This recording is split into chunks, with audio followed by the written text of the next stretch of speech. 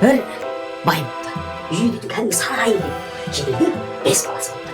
Найзасын алған, садағын алған, тығыз кызым. Сөйтіп бәрі аңға шыққан келе жатыр дейді. Ну болмады, көз алды елестей шығарып қараңғы. Үңгір тұр дейді. Үңгір көз алды елестейші. Сен үңгірді көріп бермедің бе? Көрген жоқсың. Алалар көрген. Сөйтіп келе жатыр дейді. Бір уақытта қарашы. Сосын бар ғой, жаңағы байдың баласы. Жаңағы қапты дейді. Жанып келген маған, қорқпа, жүр деп. Сол кезде дәл қазір әлі ұйықтамағансыңдар ма? Қане, ұйықтаңдар. Бұл ертегі арыстан мен тышқан. Арыстан қаһарына мініп аңдардың бәріне қарап тұрады. Сол кезде аңдардың бәрі бүйтіп